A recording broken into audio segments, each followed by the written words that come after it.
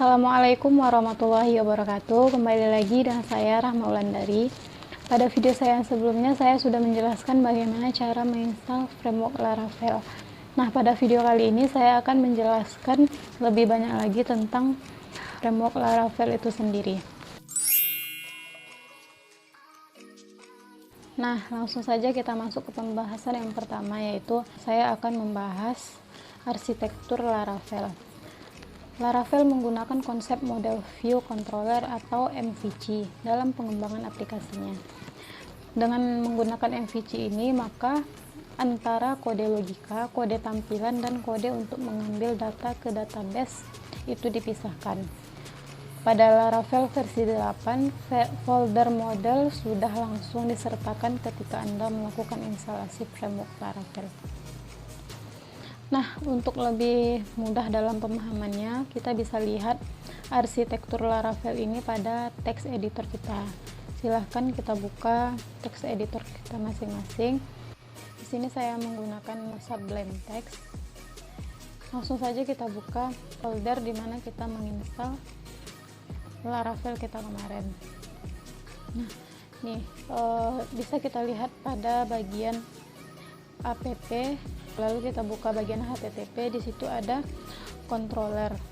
Controller ini merupakan komponen dalam aplikasi yang bertanggung jawab untuk menerima input dan memberikan output baik berupa data atau review berisi data dari model. Nah, di situ juga ada model. Model ini merupakan komponen dalam aplikasi yang bertanggung jawab mengelola akses dengan sumber data dan logika pengelolaan data tersebut. Nah, pada bagian resource itu ada view. View ini merupakan komponen dalam aplikasi yang bertanggung jawab untuk membuat tampilan untuk pengguna. Baik, itulah tadi pembahasan arsitektur Laravel. Langsung saja kita masuk ke pembahasan selanjutnya. Nah, selanjutnya saya akan membahas mengenai route. Semua proses dalam sistem Laravel berawal dari route. Route itu sendiri berfungsi sebagai jalur akses. Bisa kita lihat pada text editor kita itu ada route, langsung saja kita klik. Nah, route ini terbagi dalam 4 kelompok. Yang pertama itu ada api.php, channel.php, console.php, dan web.php. API web.php ini berfungsi untuk mendefinisikan jalur akses web service atau API service. Nah, kalau channel.php ini berfungsi untuk memberikan jalur akses untuk broadcast channel melalui WebSocket. Sedangkan console.php ini berfungsi untuk mendefinisikan jalur akses melalui command line. Web.php ini berfungsi untuk mendefinisikan jalur akses untuk penggunaan web standar. Nah, di sini saya akan mencontohkan pada bagian web.php. Silahkan buka web.php yang berada pada folder root tersebut. Kita klik. Nah, jika sudah akan tampil seperti ini. Bisa kita contohkan, misalnya route get string koma kurung siku latihan controller index.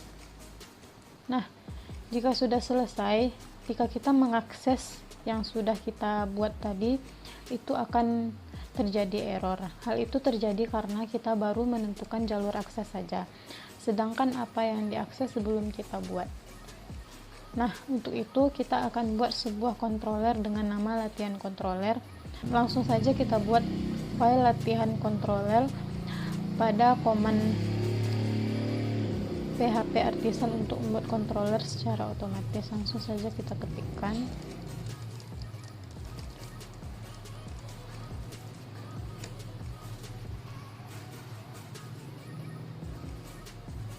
Nah, jika sudah, maka secara otomatis akan ada sebuah file controller dengan nama latihan controller.php. Silahkan buka file controller.php tersebut. file controller yang sudah kita buat dengan PHP Artisan tadi belum memiliki fungsi. Oleh karena itu kita akan menambahkan fungsinya. Langsung saja kita buat, ketikkan public function index kurung, kemudian kurung kurawal echo latihan laravel titik koma, enter. Pada Laravel 8 ini ada perubahan dalam namespace, jadi kita harus menuliskan terlebih dahulu namespace pada root. Kita bisa cek namespace tersebut dalam file root provider.php yang berada dalam folder provider. Langsung saja kita buka. Kemudian kita copy namespace tersebut, lalu kita paste pada file web.php. Kita tambahkan use, kemudian paste, lalu kita tambahkan controller di penutupnya, kemudian jangan lupa ditambahkan titik komanya, kemudian enter. Nah, kita akan coba mengakses pada web browser kita. Saya mengetikkan localhost 8000 /lot, kemudian enter. Nah, jika sudah bisa maka akan tampil hasilnya seperti ini. Nah, itulah tadi pembahasan mengenai root. Sekarang saya akan membahas mengenai controller. Controller merupakan bagian yang menjembatani model dan view. Controller ini berisi perintah-perintah yang berfungsi untuk memproses suatu data dan mengirimnya ke halaman web. Jadi, ketika kita akan berhubungan dengan database seperti mengambil data, simpan data, ubah data, dan hapus data, maka kita akan melewati controller terlebih dahulu. Di dalam folder controller itulah kita akan menyimpan file controller yang kita buat. Nah, bisa kita lihat pada text editor kita.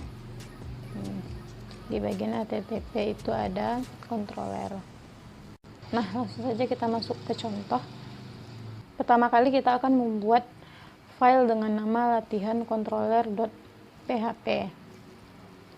Kemudian jika sudah selesai maka tampilannya akan seperti ini. Kita akan menambahkan perintah yaitu public function tampil kurung, kemudian kurung kurawal, enter dulu, echo tanda kutip, ini adalah latihan controller titik koma. Sini saya akan membuat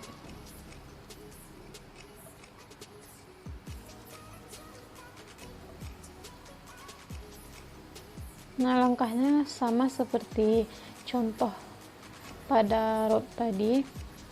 Kita harus menuliskan namespace pada file web.php. Saja kita ketikkan. Sudah selesai. Nah, fungsi pada root dan pada file controller tadi jangan lupa disamakan. Maksudnya itu fungsi yang ada pada file controller dan fungsi yang ada pada file web.php ini harus sama. Nah, ketika diakses pada web browser akan tampil seperti ini. Nah, selanjutnya saya akan menjelaskan mengenai controller ke view. Sebelumnya kita sudah mencoba membuat sebuah controller dengan beberapa fungsi di dalamnya. Sekarang kita coba akan buat sebuah controller yang mengarah ke sebuah view. Jadi, jika kita ingin menampilkan sesuatu di browser, maka kita buatnya di dalam folder view. Bukan langsung kita tulis di dalam controller, karena controller ini fungsinya bukan untuk menampilkan data ya. Langsung saja kita buat filenya. PHP Artisan Mac 2 controller contoh view controller, enter. Nah, jika sudah, maka secara otomatis filenya akan ada pada file controller. Langsung saja kita buat perintahnya, public function index kurung kemudian kurung kurawal return view, misalnya data contoh titik koma. Nah, return view ini berfungsi untuk memanggil sebuah file view dengan nama data contoh.blade.php. Setelah itu tambahkan rootnya seperti langkah yang sebelumnya. Langsung saja ini kita kopikan. Jika sudah, selanjutnya kita akan membuat file view dengan nama data contoh.blade.php di dalam folder view. Langsung saja kita buat, klik kanan aja ya, new file, misalnya new file, kita save data contoh.blade.php, kemudian enter. Nah, kita pada file view ini kita ketikkan ini adalah file data contoh, kemudian di save. Nah, selanjutnya kita akan mencoba akses di browser kita. Nah, jika sudah berhasil maka akan tampil seperti ini. Nah, selanjutnya saya akan menjelaskan controller resource. Ketika kita membuat sebuah aplikasi, maka hal dasar yang akan ada dalam aplikasi tersebut adalah CRUD atau create, read, update, delete. Create ini berfungsi untuk menyimpan data, read berguna untuk menampilkan data, update berguna untuk mengubah data, delete ini berguna untuk menghapus data. Dalam sebuah controller ini harus memiliki beberapa action standar seperti index, create, show, edit, update, dan the story. Action standar tersebut adalah sebagai action resource. Controller yang memiliki beberapa action tersebut disebut controller resource. Nah, kegunaan masing-masing dari action resource ini yaitu index digunakan untuk menampilkan list atau daftar data dari sebuah controller. Create digunakan untuk menampilkan view yaitu berupa form untuk membuat data baru. Kemudian ada store. Store digunakan untuk menerima data yang diinputkan melalui form dari action create sebelumnya. Show digunakan untuk menampilkan data tertentu. Edit digunakan untuk menampilkan view, yaitu berupa form untuk mengubah data. Form tersebut bukan form kosong lagi, tapi sudah berisi data yang akan diubah. Nah, sedangkan update digunakan untuk menerima data yang diinputkan melalui form dari action edit sebelumnya. Fungsi ini untuk mengubah data. The story digunakan untuk menghapus data tertentu. Nah, untuk membuat controller dengan sebuah action resource, perintahnya php artisan make controller, kemudian nama controller, spasi strip r. Langsung kita buat saja controller baru dengan nama biodata. php artisan spasi make titik 2 controller spasi biodata spasi strip r, kemudian enter. Ketika kita sudah buat file biodata controller.php, maka akan otomatis tertulis semua action resource yang sudah saya jelaskan tadi. Jadi kita tinggal isi saja masing-masing action fungsi yang sudah ada sesuai dengan aplikasi yang ingin kita buat. Nah, ini bisa dilihat ya.